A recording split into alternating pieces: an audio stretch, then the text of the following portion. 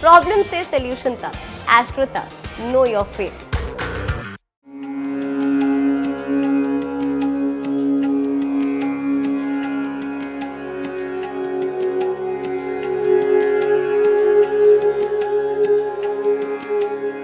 कलश का प्रयोग पूजन में कितना विशेष है ये तो आपने पुराने वीडियो में समझा, लेकिन आज हम इस वीडियो में बताएंगे कि कलश के बारे में ये जानना भी बेहद जरूरी है कि अगर आप उसे स्थापित कर रहे हैं तो उसके नियमों का पालन भी जरूर करें। पूजन में कलश भर रख देने से आपकी मनोकामनाओं की पूर्ति नहीं हो जाएगी। कलश की स्थापना के नियम जानने के बाद ये भी जानना बेहद जरूरी है कि आप वो विधि भी जानें जिसकी विधि से कलश को पूजन में रखा जाता है। देखिए, कलश स्थापना की विधि ऐसी है कि उसमें जो है अगर आप जिस देवता का आप जो है आवाहन कर रहे हैं उस देवता से संबंधित वस्तुओं को उसमें कलश में डालना अति आवश्यक होता है। सामान्य जब कलश की स्थापना होती है उसमें पंच पल्लव, आप 5 प्रकार के जो पत्ते होते हैं उसमें पीपल का है, बड़ का है और पिलखन का है, साथ में जो है ये 5 पत्ते जो होते हैं वो उसको आच्छादित करते हैं।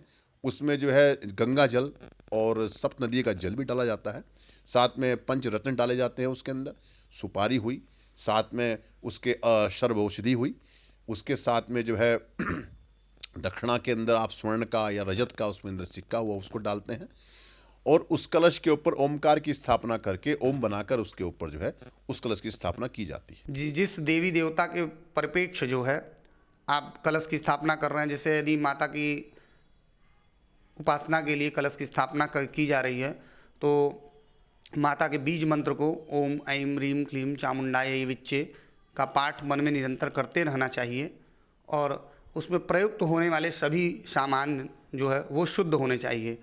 कलश में जो है अक्षत, रोली, इत्र, चांदी का एक सिक्का, ये सभी चीज़ें अच्छे से पहले उसको धुल के साफ करके पवित्र करके फिर उस सभी का इस्तेमाल करना चाहिए। इस ऐड को स्किप करना तो बहुत मुश्किल है, पर लाइफ की प्रॉब्लम्स का सोल्यूशन ढूंढना आसान।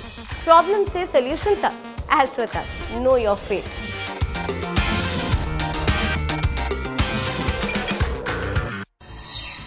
कलश जहां रखना है वहां मिट्टी की वेदी बनाएं। वेदी पर हल्दी से अष्टदल बनाएं। फिर उस पर कलश रखें। कलश के अंदर पंच पल्लव, जल, दुर्वा, चंदन, पंचामृत डालें। फिर सुपारी, हल्दी, अक्षत, सिक्का, लौंग, इलायची, पान, सुपारी डालें। कलश के ऊपर रोली से स्वास्तिक भी बनाएं। कलश के ऊपर आम के पत्ते भी रखने का विधान है। कलश पर नारियल रखने से ऊपर कटोरी में जो जौ या गेहूं रखे हैं, कलश पर नारियल को लाल कपड़े से लपेट कर रखें। इसके बाद पंचोपचार से कलश का पूजन करें। तो इस विधि से आप अपनी मनोकामना पूर्ति के लिए करवाए जा रहे पूजन में सफलता पाने के लिए कलश स्थापित कर सकते हैं।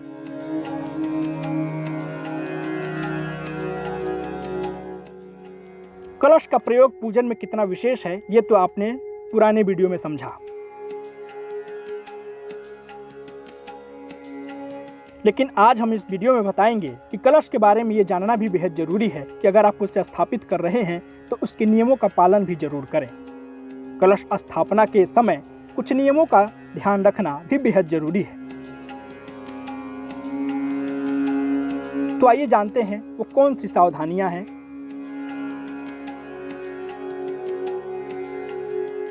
जैसे आप किसी देवी का अनुष्ठान कर रहे हैं तो उसमें नारियल का जो रखने की विधि है वो आप उसको फ्लैट करके रखेंगे, उसका मुख ऊपर की नहीं होगा।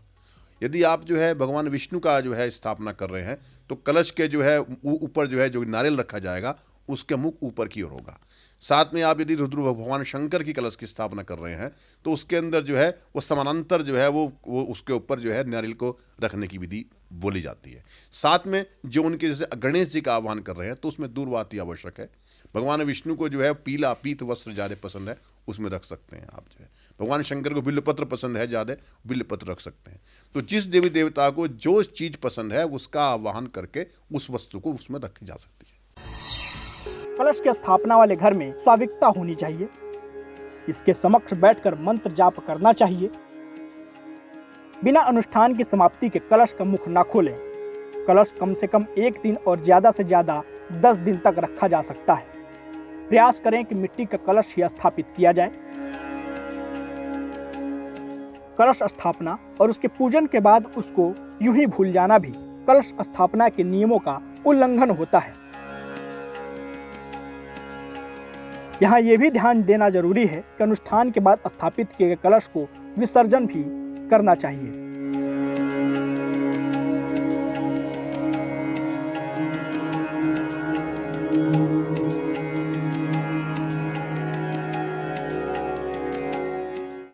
एस्ट्रो तक ऐप पर आपको मिलेगा भविष्य से जुड़े हर सवाल का जवाब। डाउनलोड कीजिए एस्ट्रो तक ऐप और चुटकी में जुड़िए इंडिया के बेस्ट एस्ट्रोलॉजर से।